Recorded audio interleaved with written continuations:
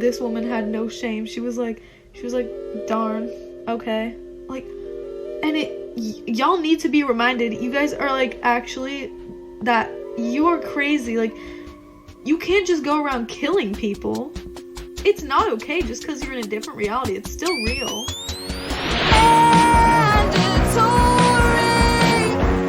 Redistribution Party.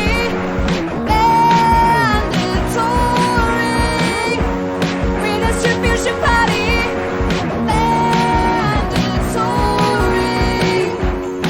Redistribution Party.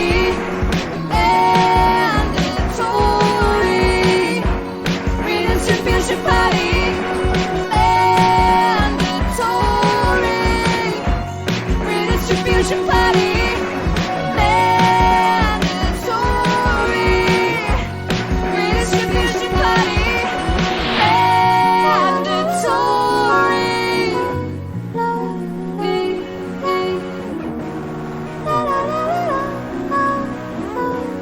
Redistribution Party. Hello, and welcome to this week's episode of Mandatory Redistribution Party. My name is Jack Evans. And my name is Sean Morley. This week's episode is about Utopia, Dystopia, and human imagination. Have you ever had a completely unique thought?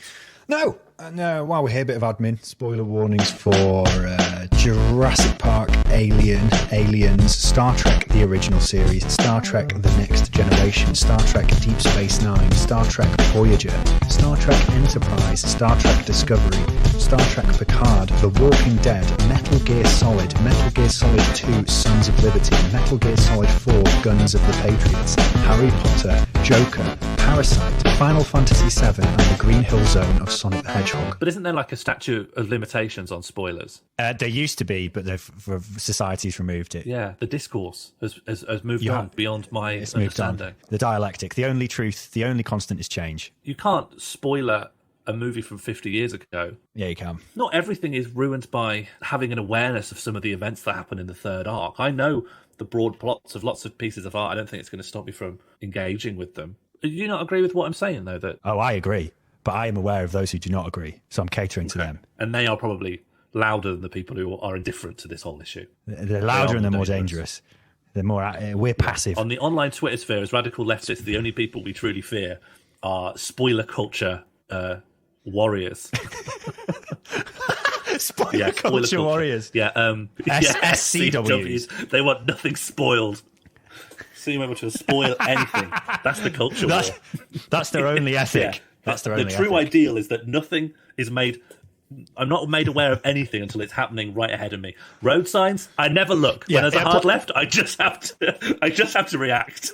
Roadworks ahead, I'm going to find out when I'm hitting the crewman. You find them in the replies to like UN reports about the impacts of climate change. I'll find out when the seas are boiling. I can only enjoy anything if it surprises me. Surprise is the highest thing that art can do, which is why I just go to fast cut montages of unrelated images and sounds. And for some we're reason, really going boots in on spoiler people. but at the same time, expecting them to be definitely listening to this episode. Well, this episode is about what human imagination can do.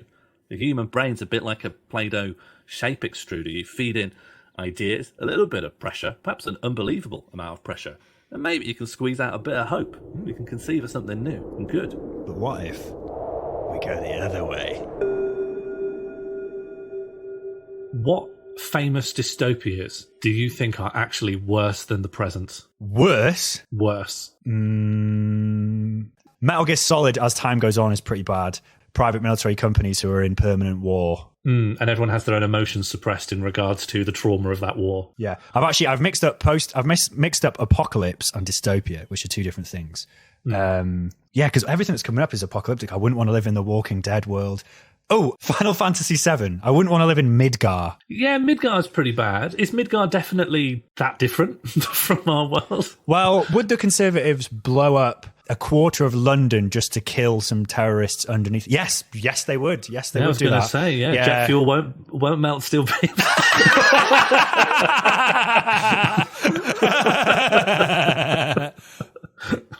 Something for you to think about in the edit there if you want to keep. I'm leaving it in. It's ambiguous whether it's a joke or a sincerely held belief. Yeah. If we laugh hard enough, we'll get away with anything. I did my uni dissertation on the war on terror, and that period in third year where people ask you the generic conversation with meeting new people is like, oh, what are you doing your dissertation on or whatever, and that led to me frequently getting into quote debates end quote with people about whether 9/11 was an inside job. I ended up reading loads about 9/11 conspiracy theories and also how to debunk 9/11 conspiracy theories. Because they don't need to melt the beams. They just need to fucking bend them. Yeah. They don't need to liquefy into fucking steel. Like, what are you talking about? Yeah, you don't need to melt a tree to knock it over. What are you on about? Jesus Christ. We're going to lose those. The big contingent of Mando's listeners who are like, who've been waiting for us to say this, yeah. Yeah, they're all gone now. Got to bring in the architect crew. Happy that we've set the record straight. Yeah. Attack on Titan, I'd say. Yeah, Attack on Titan's fucked. But I'd say both the society. Do you mean the society, or do you mean Titans attacking the city? I mean the whole deal you thing. Get if you go into that world. I agree. And I'm not talking about what happens later in the manga. I'm just talking about what happens exclusively in season 1 and season 2 of Attack on Titan, which is basically you're in an agrarian Japanese understanding of German agrarian society that is being attacked by uncanny valley giants that eat people. Yeah. And also the government's kind of corrupt and looks out for itself, and it's got a tiered system. So the further away you are from the exterior walls, the less chance you are of being munched by a giant. However, no one voted for those giants. And I think that's what makes Attack on Titan sort of bearable as a society. Is that there's no one in this society who's like, I voted for that. Yeah. There's not a permanent chunk of like 35 to 40% of people who, no matter what the giants do, are like, well, imagine if the other guys were in. Yeah. Yeah, you would have seen if we had one of your guys, a normal sized person, doesn't look right, doesn't give off leadership qualities. Yeah, I don't trust him. Just doing whataboutery, talking about other times that we had humans in charge.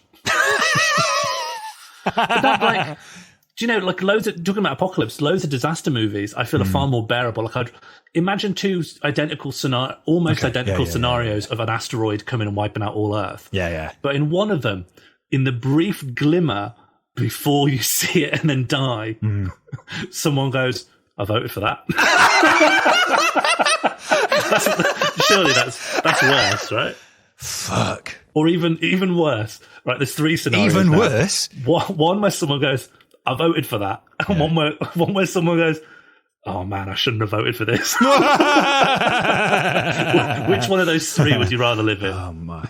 Yeah, just the asteroid has not been beckoned by the people. Right. Yeah, I can't see any holes in that. You've got me. So all apocalypse, all natural disasters, they're better than reality. Yeah. Oh fuck. I voted for Skynet. Well, You've never had that, like a horror film where, like, in between all the action scenes, there are some people just being like a concern troll for the robot or the zombie. There's the concept of sin, isn't there, in like horror movies, where there's like there's like a sin that the people have done that then leads to their deaths. You know, like in Jaws, like the sin of capitalist greed of like keeping the beaches open, or in like slasher movies, the trope of like them having. Like, well, that's just the basic, like, sex is sinful or some weird, like, Puritan shit going on there. Just being a teenager. Yeah. Well, and then, you know, the shit about, like, the virgin always survives to the end or whatever. But the concept of, like, sin in horror movies, but no one's made a horror movie where the sin is they organised and campaigned for Freddy Krueger and Jason. Yeah, that's fucked. Like, even, like, at the very end of the movie, they're like, I don't know, it's just your count against Freddy, so I don't know what to... You put me just to listen to you, you're like 18. The closest thing I can think of is in the movie Aliens, where there's the business guys... What's the company in Aliens called? Weyland-Yutani. And there's the business guy, and it turns out that they sent the colonists to go once they got the intelligence from Ripley that the alien was in the big ship. They intentionally sent the colonists to go and investigate it because they wanted to see what happened for their weapons division. And then when they got there, they were like, he was going to try and smuggle. He was going to 2 birds, 1 stone and put the alien inside Ripley, who would stop him, and then use that alien to get it back to Earth to use as like for biowarfare or whatever the fuck they want to do, some shady shit. And that's kind of like. He voted for the alien, right? And then has gone to the planet the alien's on. No, because unlike that, there's a false idea that the alien is subordinate. So it's more like just natural disasters that have been ushered in by You could talk that about any time like a plant or a manufacturing plant is made. It's like Jurassic Park is like an example of this. It's like we made a thing to build something on our idea of progress. But we just didn't put the necessary safety precautions in and or sabotage from the inside. And then we lose control of a thing we made that we always intended to be subordinate. But what electoralism does is someone's going, I want this to be my king and I'm happy for it to kill me. Yes. So in Aliens and in Jurassic Park, they're like, this will be my tool. They're not going, I want to lick the boots of the Xenomorph or Tyrannosaurus Rex. Yeah, in Jurassic Park, they're literally just trying to make money off of it. And in Alien, they're trying to weaponize it. You're right. Whereas electoralism is it's if you tell the alien to tell you what to do. Yeah, they don't build Skynet to have Terminator in charge. And in that way, the imagination of like what the worst thing we could think of just can't approach what's so terrifying about like leadership and rule and capitalism. It can't get close to what's so scary about that, which is, you know, even zombies is like a close existential thing about just sort of an existential gap between you and other people brought on by like seeing other people as so distant to you and that was like exaggerated by consumerism and everyone just wants to grab things and have them. But even that, you don't have someone that, what's scary is someone who is another mind, who is like, the zombies are good, actually. Yeah. Let's let them in. They're my friends. Wow. Do you know what? I talked about apocalypse fiction and said I wouldn't want to live in The Walking Dead earlier. And The Walking Dead, the very long-running TV series, famously goes very bad in about season 6 to season 7 when it has the Negan arc, which is a very good actor playing Negan, but the writing just is completely dreadful. However, it gets sort of good again when a new head writer, showrunner, takes over, and she puts a villain in who loves zombies and dresses up as a zombie, wears zombie skin over her head, and then all her followers, they're called the Whisperers, and they walk in the zombie hordes dressed up as zombies because they love zombies, and they call the zombies the Guardians. Oh, that's pretty good. It's pretty fucking good. And the reason it's but I've realized the reason it's so good is precisely the reason you say of like, that has not been done. That's a good idea, right? Yeah. That's a cool idea. Someone else who is like you, but that sides with the enemy. So hard.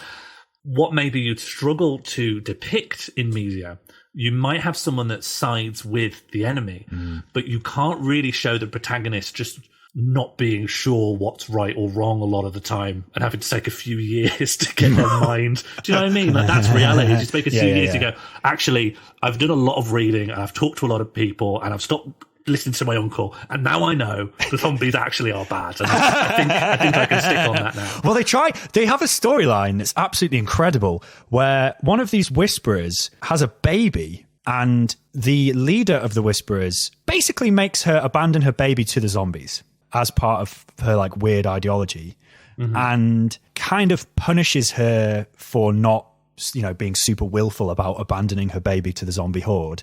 The baby's, like, everyone calm down, huge spoiler, the baby's fine. But then they do an arc where this character starts doubting. They start going, hold on. Is this woman... Are zombies good? Yeah, are zombies... A, I think maybe zombies are bad and aren't our friends. B, possibly this woman who loves zombies and wanted me to leave my baby for the zombies, maybe she's bad. And then her own sister, who is super indoctrinated, murders her for the leader. Right. Which is fucked. That's the only expert in like big popular media. That's the only thing that's come close to looking at something like that. But you know why that's not quite capturing the problem that you face as someone just living in the world? Yeah. Is because what that depicts is a cult. And cults are external fringe beliefs and ideologies that are over there. Whereas what we have to go through is a dominant ideology that is everywhere. It extends to Australia. You can't escape it. It extends outside of the atmosphere of the planet. Yeah, so the real equivalent version of that would be, instead of there being like an enemy faction in the TV show that is this like zombie cult, you would have to remake Walking Dead where this person is actually in charge and no one can conceive of a way of existing outside of zombies are great, actually. You're the only person who knows it, or maybe like a few people know it, and they just, you know, they can communicate freely. They can write books. They've got their, you know, they can even communicate whatever. People are like, that's mad, shut up. Put it on your podcast, no one listens. Anti-zomb. You know what I mean? You don't need to have, like, in a zombie-based world where everyone likes zombies, you don't need to come down hard on the 200 anti-zombie people. It's just stupid. You're going to kill all these zombies, look at them. Oh my God. Yeah, that would be good. There's a challenge to Hollywood. Hey, season 10, or I think season 11. Yeah. Maybe they'll do it if they're listening. Angela Kang, if you're listening, that's what we want to see. Yeah. Specifically, me and Sean. Well, actually, I don't think Sean watches The Walking Dead, so I would like to see that, please. Oh, I thought you meant we specifically cast us, but no, I'll still try and watch it. We can be in it. I mean, if my friend's idea goes in The Walking Dead, I'm obviously going to watch it. I'm not. Can you imagine? In the DMs. Yeah, Sean, that idea I had is going The Walking Dead. I'm like, and how many series do I got to watch to get that? Yeah, you actually got to watch like 10, and a lot of them are bad. Oh my God. But yeah, a dystopia can't quite capture what is so tough about the isolate. The problems of capitalism are horrifying and they're scary. Yeah. And I don't think it's just, well, I'll say partially, if we're talking films, we've talked a lot about films. It's because if you need to see someone, do you know, like the trope kick the dog? You need to see something go past like a moral event. The opposite of Save the Cat, yeah. So Save the Cat is the Hollywood Bible that like Disney used to like factory farm storylines. And if producers use it to think they understand storytelling because they've read this book that says all stories are the same and you need to have this and this and this. And Save the Cat is one of the tropes where it's like you make a character has to do something likable. So, that's what Save the Cat is a reference to, which actually we've already mentioned Aliens. What does Ripley do in Alien 1? Oh, yeah. That's perfect. And I think that might be the origin of the term. And kick the dog is the flip side of it, of like, if you want to make a character unlikable, you have them kick a dog. It has to be done in proportion to what their like final justice is going to be in their story arc. So if they're going to be shot, they might need to do something worse than kick a dog. But if they're going to be beaten up, they can probably kick a dog, and then an all-American audience could be like, "Get him!" Yeah. But if they've just upset a pint of milk and then they're like tortured and have their fingernails pulled off, there's a disconnect. Think again, rewrite. But yeah, like you need to show that the bad guy's done something unequivocally bad in a way that is you can point a camera at it. Yes. So it can't be subtle. It can't have grey areas. It can't allow whataboutery. It has to be one of these clear black and white cases that a moral argument can be built on that doesn't really exist in the real world, because the real world always has like a few million extra moving parts. Well, yeah, you can't be systemic. So like, if you individually abused your own child by like not feeding them, that's bad. But if you're like Nestle and fuck around with milk in developing countries, getting people used to feeding their children to it, and then jacking up the prices and making people pay for it, well, even that's like too like obviously evil. With the example I reached for, like just most of the most fucked stuff that happens at this very systemic, slow, grinding, day by day level that it's very hard to tell as a story, which almost necessarily has to have like characters and motivations. And when you try and do that shit, the stuff that's tried to do that, War and Peace in books or The Wire in TV, becomes this like, then you get people complaining about it being slow, and it's like, it's super drawn out, and there's just all these moving parts in order to try to show the systemic thing. Always at some point, there always needs to be this little scene where like someone pulls the food out of the reach of the starving child. Always has to be this one thing, but actually systemic problems can't be depicted by a camera angle, because you need to have like the compound eye of a fly showing 1,000 very boring events at once. But at the end of it, someone who's done nothing wrong is dead.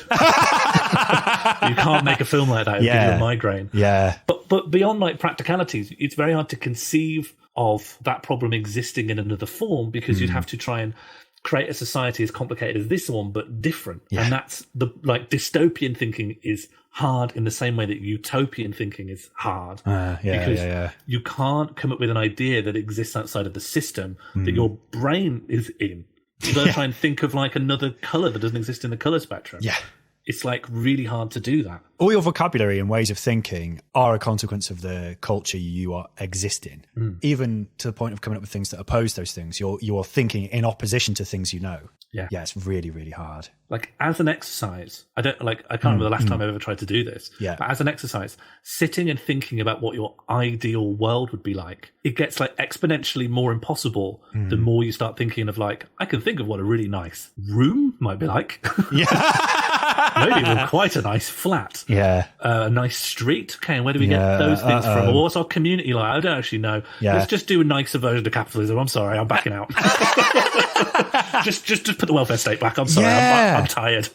And like people have done it, like big respect to people who manage to do those things. You know, Bevan, the left Labour MP who was the architect of the NHS, based it on the like kind of miners' local like little welfare structure that they had to like organise among their own community. But they didn't just do healthcare stuff; they did stuff like leisure things. So there's like a holiday camp in Skegness that was built in the 1930s by Derbyshire miners. That sounds great. You know, they're existing in a kind of a grinding existence, and they're trying to find community in there, and they're trying to find ways to organise their leisure. And, you know, I think they built one in Rill as well, in my neck of the woods. But these things, coming up with them is sort of impressive. And then making them happen is even more impressive. Even on a little level. Like, I know I'm talking about like a holiday camp. But no, I think even making a holiday camp I'm like, oh, wow, you made a holiday camp in Skegness and Rill. Amazing. Yeah. And you made it together. Like, that's cool. Yeah.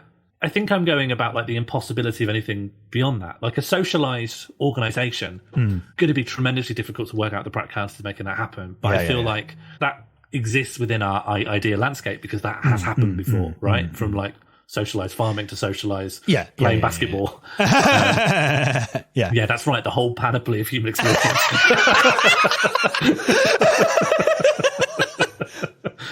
But actually thinking of like, how would you like the world to be? Like you wake up, you go outside. What is it like? Is there a road there? Is there a shop? And then you kind of get caught up in like, I don't know. Like it's almost like it's the problem of there's a problem there of like arbitrariness. Like if the horizons of what you can come up with is too broad, I think the mind panics. Yeah, just every aspect of it, because then it's really easy because it's so easy to pick apart as well. So like you would never. Capitalism as it exists is a thing that's come out of all these complex historical processes. It didn't just, no one designed capitalism in a lab and then applied it into the world, right? And then I think there's a reluctance on the left to go, okay, well, let's conceptualize utopia, because that's, you know, that tends to be the criticism that's thrown at like the collapse of the Soviet Union, because by the right, which is that, you know, someone conceived of utopia and then tried to make the world fit it, and it didn't because human nature is inherently greedy, blah, blah, blah, blah, blah. It tends to be like the kind of rightist line of that. But like, I think you're right of like, it's not a thing to abandon conceiving of how things can be better. Like thinking about utopia, because it's horrible. Constantly living, like especially, you know, now the Labour Party is firmly back in the hands of capital, the complete desolate horizon of our existence, the hopeless absence of any good thing. It's, you know, the existential threat of climate change, the march of the right in, you know, Orban and Le Pen and Farage and Trump and Johnson and blah, blah, blah, blah. Like all of this shit is like grindingly fucked. And like you need something to look forward to. I mean, even on a basic level, that's what like the weekend is, because if you just fucking worked every day, that's why unions wanted that and got that. Like, but they got it through struggle. They had to conceive and imagine that, and then they got it, and that's a good thing. So, you know, victories can be won, but it's just this permanent. Well, it's capitalist realism, isn't it? It's like shuts down the horizon of thought. Yeah. Do you know, when I was thinking about Mark Fisher brings up the Jetsons in capitalist realism. Because the Jetsons is such a fantastic example, because the 1950s they tried to think of, they tried to think like, well, what will the future be like? We're going to go and think everything's going to be different in the future, it'll be so much better. Yeah. And they just superimposed the 1950s nuclear family, but now like cars can float a little bit and the nanny's now a robot. But beyond that, like all power structures, even just down to the aesthetics, interior furnishings, everyone's got like a wide circular collar like the disc of Saturn. But beyond that, beyond the superficial, it's just the same thing, but they've just put like chrome on it. Fuck. But there's a really important thing. We should definitely explain capitalist realism, which I think Sean can do, and we'll just put here. Imagination is finite. Imagination is elastic. As much as inspiration can strike and new thoughts can appear seemingly from nowhere, each new idea is still dependent on those that came before. It's why no one in the Renaissance came up with Mario Kart 8 Deluxe for the Nintendo Switch. It would be a nightmare even to get them close. Start your engines! Let's go! You can only build a bridge to what could be from the secure footholds of what already is. And as much as it is nice to imagine all of human development as part of a grand teleology, a huge travelator stretching from cave paintings to a robot that does the washing up, the reality is that the limits of human imagination can go in any direction at any time. When certain realities are closed down for long enough, they don't just become unfeasible, they are eventually scrubbed from the collective consciousness. It is easier to imagine the end of the world than the end of capitalism. That is the quote that opens Mark Fisher's 2009 book, Capitalist Realism, a book which made concrete the mood of 21st century late capitalism. It is a world without alternatives, a world where capitalism and its technologies have expanded to fill every cranny of our life, quicker than we are able to comprehend, to conceive, to respond, to react. Capitalism is bigger and faster than us, and we cannot conceive beyond the world it has made for us. Today, there is no solution to capitalism because capitalism is not a choice. It is a fundamental part of life. As such, it does not need to present itself as the most moral or the most reasonable, so long as it is inevitable. In this new mode, resistance to capitalism is no longer a real threat. Anti-capitalist sentiment can be absorbed right back into the supply chain and sold back to you. Even Disney can produce WALL-E, a film about how consumer capitalists have destroyed the planet and transformed humanity into infantilized consumers. Capitalism remains unaffected by protest. As long as the protests are peaceful, they're if anything a great advertisement of liberal capitalist democracy's great tolerance of dissent. Less than a month after the publication of Capitalist Realism, Rage Against the Machine's Killing in the Name was Christmas #1. Capitalism is inevitable, and it will cause climate collapse. Accordingly, it's difficult to imagine a future which isn't scarred by ultraviolet radiation or naked authoritarianism, or both. Compare the media of the present to the media of the past. Star Trek, The Jetsons, depictions of post-scarcity utopias fueled by technology. As the decades rolled on, the sci-fi genre became almost exclusively about fleeing the offspring of new technology and corporate greed.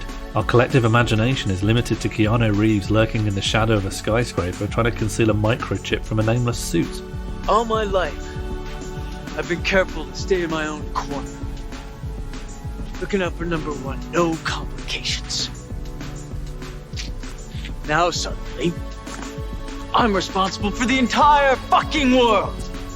And everybody and his mother is trying to kill me if my head doesn't blow up first.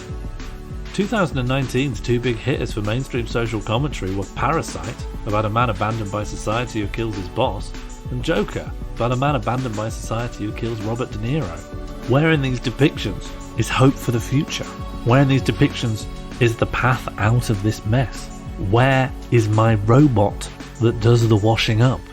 A decade after capitalist realism, we're living through the results of having no alternatives. Anything that you can imagine that might prompt a rethink of the basic structures of capital's stranglehold on all aspects of public life, a global pandemic, recessions caused by an unregulated banking sector, soaring child poverty, climate change, automation-led mass redundancy. You might imagine these problems would force a solution other than cranking the profit machine until its words become deafening and plumes of scalding steam burst through the cracks in the warped metal.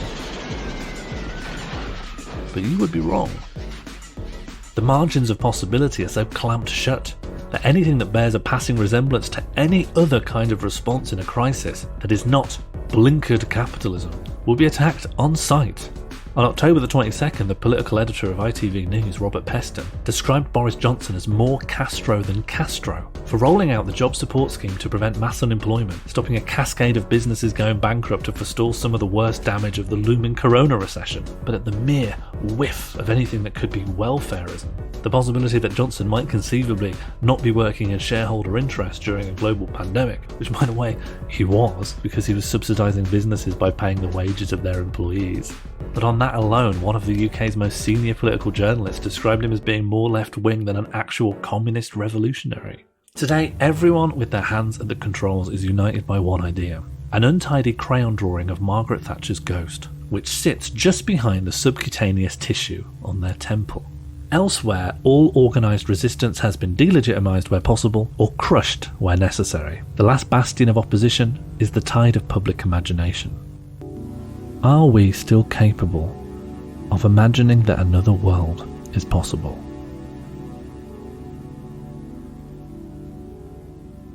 I think a really important thing Fisher says, even though that, you know, capitalist realism is an accurate and grim analysis of, he makes this point of like even glimmers of alternative and political and economic possibilities can have a disproportionately great effect, and in terms of like thinking about what's possible. So even like tiny things like can change stuff, and obviously those glimmers, you know, glimmers of things that existing outside capitalist realism doesn't necessarily mean glimmers of hope. It can mean like the fucking far right, who not to say they're necessarily a threat to capitalism. Thinking about the future and imagining things outside capitalist realism is like good shit. It's really, really hard. But it's really hard. But it's so necessary. Do you know the Yes Men? Yes. And they kind of come from like ad busting, American tradition, or a little bit like situationism of like make things different to make people think differently. One of their campaigns, I think, this was like 10 years ago at least, was to produce fake newspapers in New York and leave them out. And it was just like, the war's off, or we're going to give all these money to people. And it was all false, but people would pick these up and go, what? what the hell? This is happening. What, George Bush has resigned based on his conscience or something like that? Yeah. But for a moment, people would live in a reality where that has happened. You know what I mean? Like conceptually, internally, the newspaper has told them that. So there's no, you don't come to the newspaper front headline saying George Bush has resigned with any cynicism. You just accept that. So for a moment, George Bush has resigned on conscience, or the troops have been pulled out, or money's been diverted to like aid or charities. Yeah. When you've lived in that world and you've just snapped back to the real world, you're like, oh, that's like a reality. That is now a possibility, and I wouldn't even have thought about that before. Or it's like unbearably cruel to let people momentarily glimpse something that just ain't gonna happen. Fuck. But I think overall, like that kind of busting of people's entrenched perception of what's possible. Yeah, peeking out, letting the glimmer in. Yeah, useful and hard.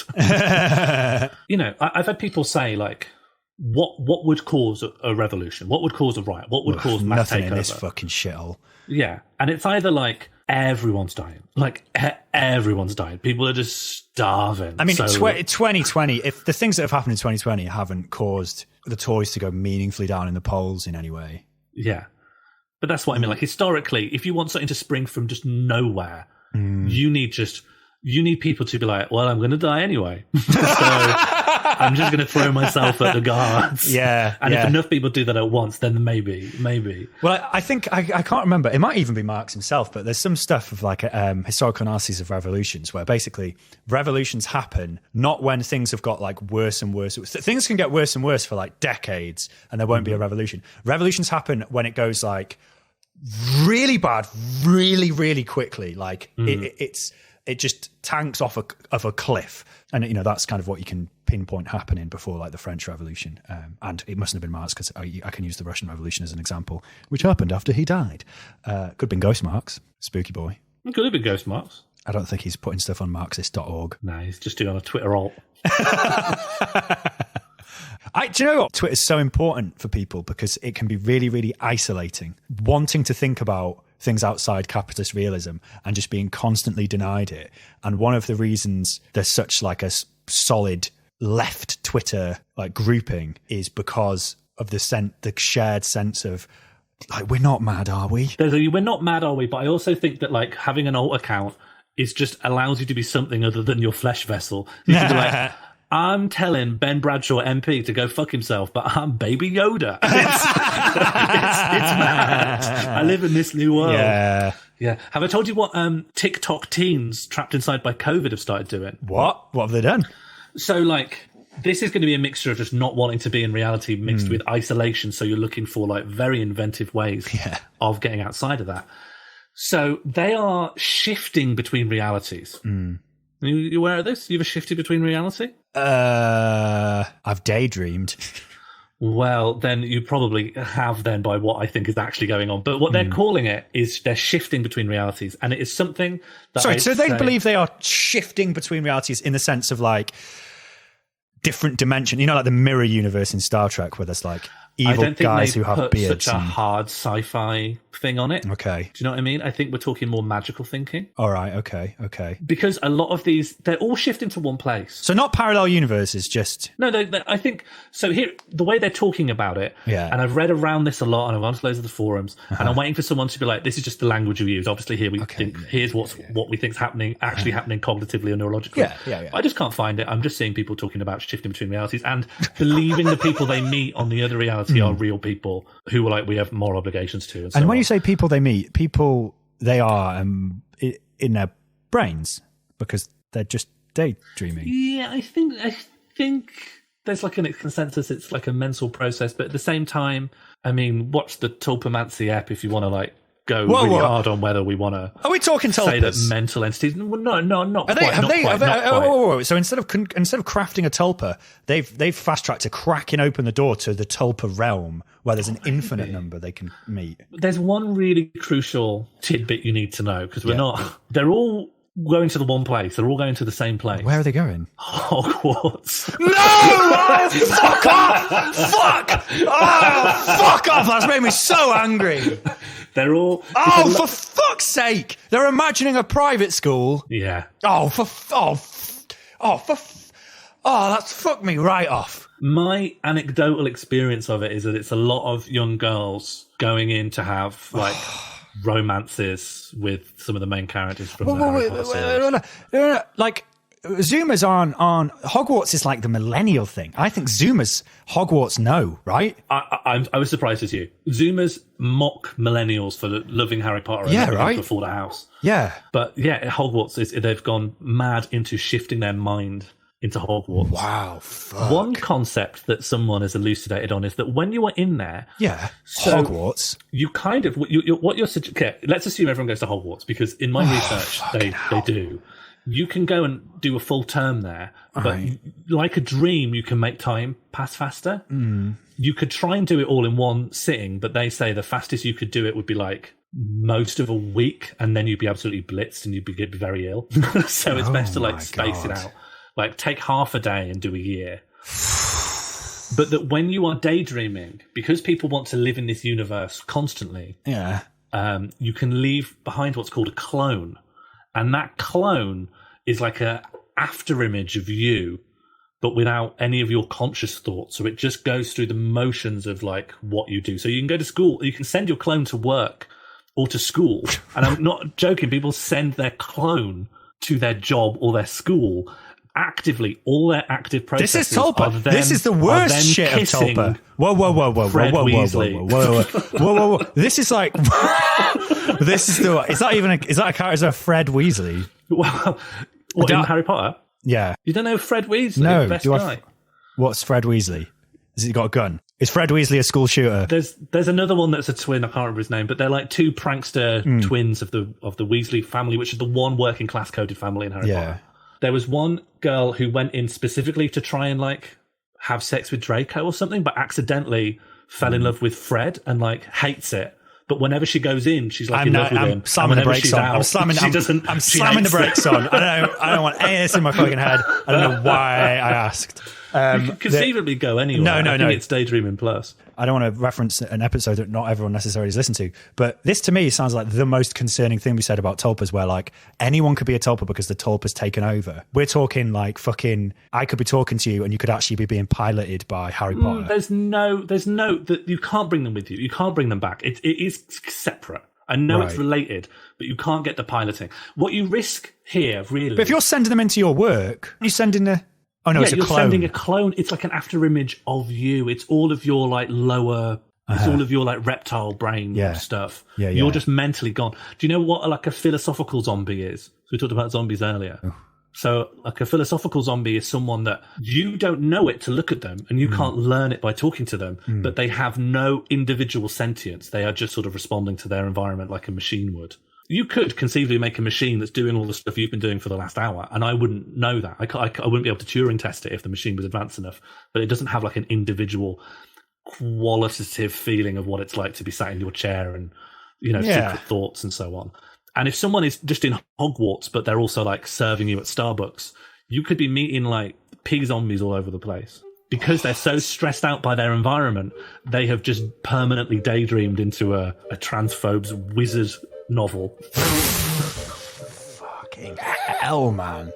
Simply put, today we're going to be talking about a trend that's been on TikTok for a while. It's called shifting. Reality shifting, or just shifting, is the act of moving your consciousness to a whole other reality that you've envisioned, which can be completely different from your current life, or very similar. For example, you can shift to any book or any TV show. You can even shift to a world that you've exclusively created while daydreaming. All you're doing is shifting to your desired reality. Let me just start with saying that if you're Gen Z, I know that half of y'all are wanting to shift to Hogwarts just to tango with Draco. Reality shifting is placing your subconscious in a parallel universe. You need to know where that reality is, when you are going to shift there, because, for example, if you're going to shift to Hogwarts, a lot of people want to see the characters that we know and love in Harry Potter, so they need to shift from 1991 to 1998. And if you don't specify that, you're going to shift into present day Hogwarts. And obviously you're not going to see Draco Malfoy if you shift into present day Hogwarts. I'm just going to tell you right now. Or, I wish so bad that Hogwarts could be real. Well, I'm here to tell you that it is. When you shift to your desired reality, you can change your appearance, your class, and your nationality. Why? Because those are material traits. Decide what type of traits you have. You can literally just decide that you're immortal and you can't die. That way, no one can forcibly remove you from that reality. And let's say you're walking in the woods and you get trampled by a moose. Like, you'll just get up and walk away like nothing happened, so... Hold up. I just saw a video on my For You page, and it was a girl being like, I shifted to Hogwarts, and long story short, blah, blah, blah, I blew up the entire school and then got sent to Azkaban. Blew up the entire school as in killing everyone in it. And all the comments were like, this ain't a video game, like, this is real life. Like, they're just as real as you and me, meaning you literally just are a serial killer. And this woman had no shame. She was like, darn, okay. Like, and y'all need to be reminded, you guys are, like, actually, that you are crazy. Like, you can't just go around killing people. It's not okay just because you're in a different reality. It's still real. What the fuck? You can't just go cheating on people. Like, that makes you a shitty person. You are a horrible person. But at least they're escaping capitalist realism. I'm going to say, like... I mean, they're absolutely not, because they're even still... Even that dystopia... Do you know what I'm saying about dystopia is not being worse? Even the dystopia where everyone's gone into their own head and is, like, living mindlessly inside, like, kind of a rubbish Ursula Le Guin knockoff book, is that it's still better than being out here. Nah, I'd rather be out here than in Hogwarts. You'd rather be out here. You don't have to go to Hogwarts. You don't have to go to Hogwarts. You can daydream what you like. Go to Green Hill Zone. I don't mind. Yeah. No, actually, Green Hill Zone's really fucking dangerous.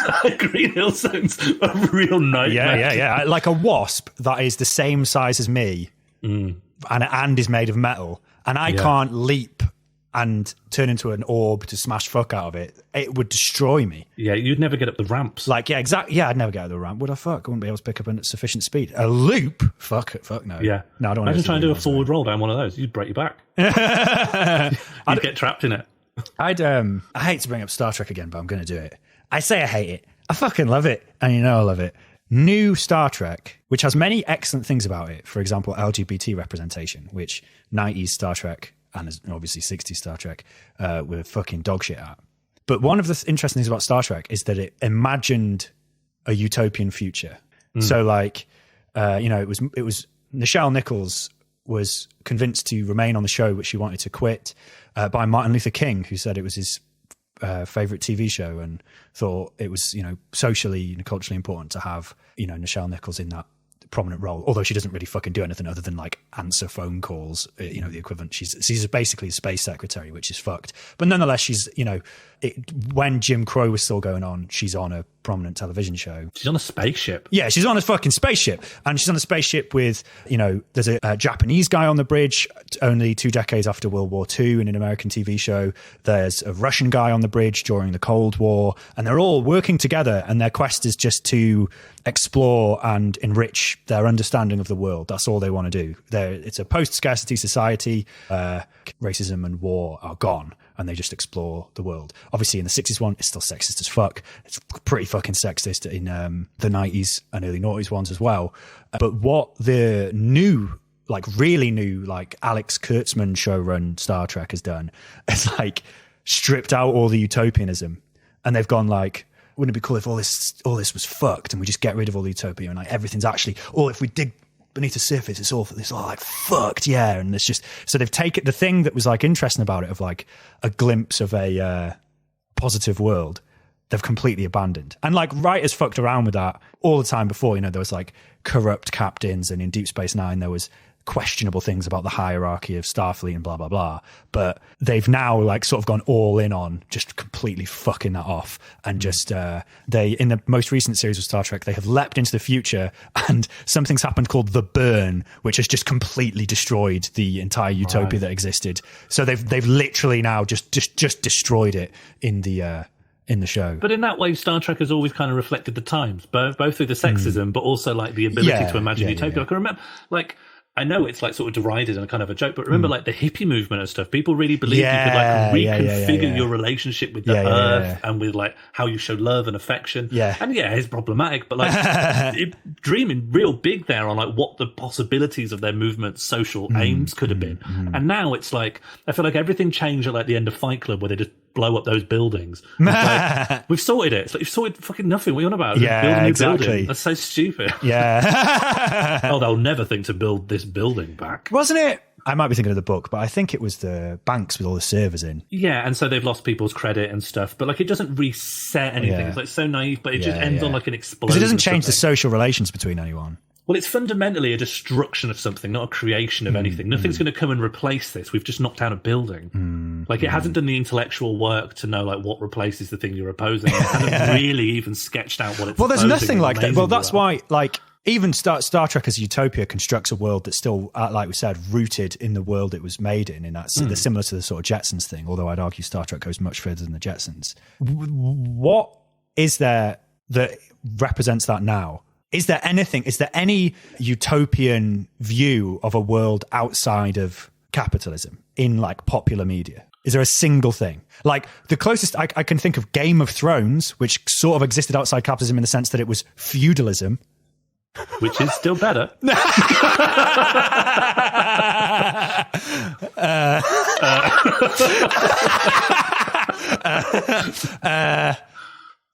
but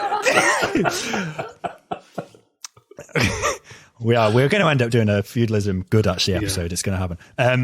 Can you think of anything? Try really rack your brains now and try and think what popular work pierces through capitalist realism and envisions either it doesn't have to be a utopia. It can be any kind of social relations or thinking outside of where we are. I can't fucking think of anything.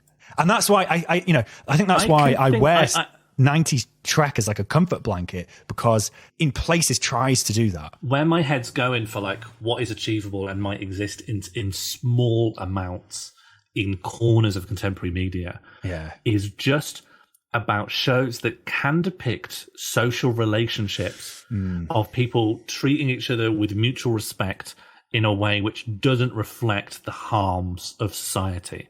So just small series, or even Jeopardy-free series where people have good, healthy relationships, know how to communicate with one another, and can use that as a basis to achieve goals. It's a far cry from utopianism, but it feels like utopia compared to the But rest. what is that? What have you watched that represents that? Because there's a storytelling problem there, because obviously you need character conflict to tell stories in most mediums. You need characters in conflict with each other. And that doesn't mean like they hate each other and they're arguing. It's just, you know, they may slightly disagree about something or they may be two good people who have different goals and therefore end up in conflict. But a necessity of storytelling is like characters in conflict, which was a huge problem they had in Star Trek, because Gene Roddenberry insisted in the early Next Generation that there'd be no conflict between any of the characters. They're all good at their jobs and they really get on with each other and they work well together. And any conflict had to come from outside the Utopia, which was, you know, and it fucking drove the writers completely insane. The only ones I can think of come from like the world of like short form anime. Okay, what are you? I mean, I might not have seen it, but tell me about some. I'm trying to think. I know that there is a lot of anime which seems borderline Jeopardy free. There isn't really a main problem. There's just a storyline that slowly advances and they just go closer towards achieving whatever it is. But I'm struggling now to wrap my brains. I know what the vibe is. It's just like easy watching. I think it's one of those things like when you talk about like comedy that doesn't punch anyone, you can always like stretch and think, oh, well, there is something that you can like see as like Jeopardy, but the stakes can always be just quite low. Yeah, well, I mean, that's it. So just to clarify what Sean's referencing to there is like there's a concept in comedy of like you always punch down, but then you can say to that, well, why punch anyone or anything? Can't you just make something that's funny? I am 100% advocate that comedy doesn't need to punch. And as an extension of that, I don't think that all stories need Jeopardy. They just need... No, I agree. ...variation and change. I'm trying to think of stories... So we've already conceded, but we've basically said, well, there's not going to be anything that exists outside capitalist realism. So what we want is just characters exemplify, say, for example, the principle of mutual aid. But again, if you just say that, then people kind of do that in like soaps or whatever. But I would still say they exist inside capitalist realism. Everything exists within capitalist realism. Yeah, exactly. That's even what when it you is. think of like, I mean, this won't yield any good examples, but like Disney has come close to perfecting the idea of a completely morally good mascot figure that just doesn't really even have any qualities to speak of. But even they exist within capitalist realism because you can't have like this outsider capitalist mascot that's then fronting the Walt Disney Company. I mean, so much of cultural production is controlled by Disney now when they own the big, they own Marvel, they own Fox, they own Star Wars. Well, do you know what I've always liked and that really helps like reassure me is this idea that like if you're talking about socialism or communism or whatever, like future configuration of people and their relationship to, resources, whatever, no one can know what that will look like. No one can possibly have in their head what that looks like. Why should that stop you trying to create that world? No one knew what 2020 capitalism would have looked like. No. I don't think it stopped them from building it and forcing us to live in it. You don't have to have all the answers because one human brain can't sketch out. No, it's impossible. An entire society. We're always talking about how hard it was for people to come up with a leisure centre in Skegness. You want me to talk about what the world ought to look like? What, you want me to sketch that out? No way. You just push for the conditions that you want.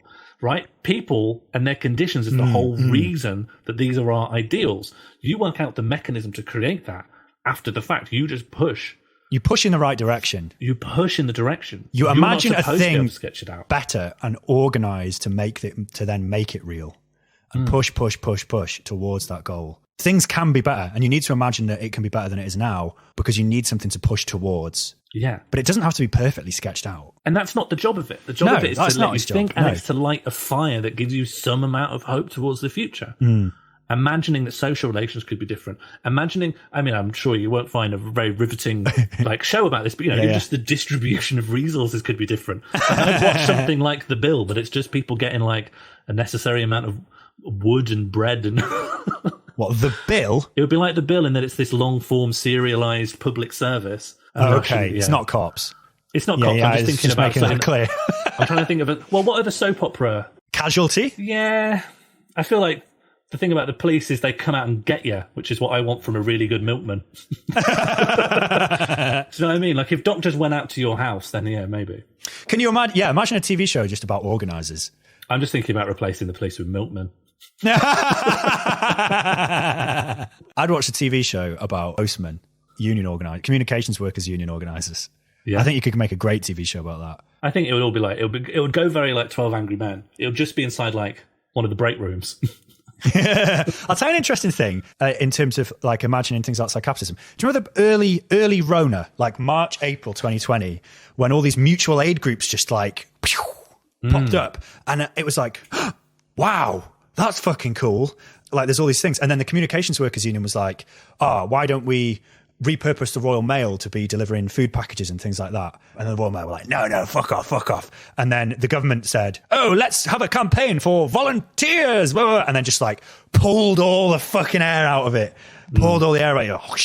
But I think cling on to that, because that was a glimmer. You know, Fisher says like these glimmers that pop through. I think that was one of them. The speed at which all those kind of mutual aid groups popped up, and the solidarity and the willingness of people to help each other out, and really quick repurposing of existing organisations to help vulnerable people and help each other. That was fucking cool. And that happened this year, and that happened in the UK. And it happened all over. And it wasn't a story, it was the thing that happened.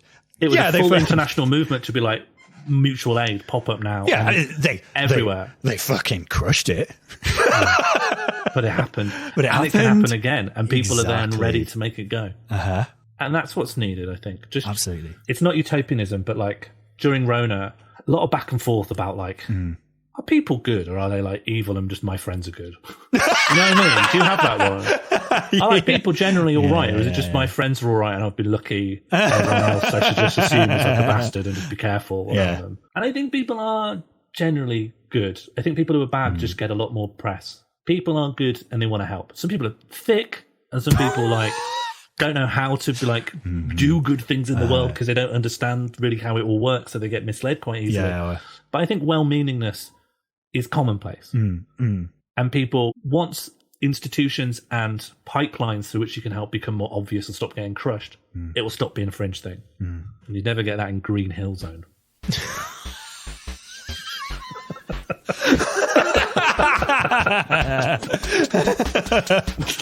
Jesus.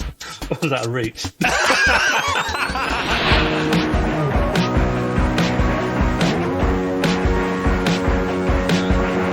Mandatory Redistribution Party was created and produced by Sean Morley and Jack Evans. Our title theme was created by Ella Jean. Additional music from Sean Morley, Jack Evans and Victor Eijkhout, Gloop. If you enjoyed Mandatory Redistribution Party, please consider supporting us on Patreon or recommending us to your buds. Thank you for listening. See you next time.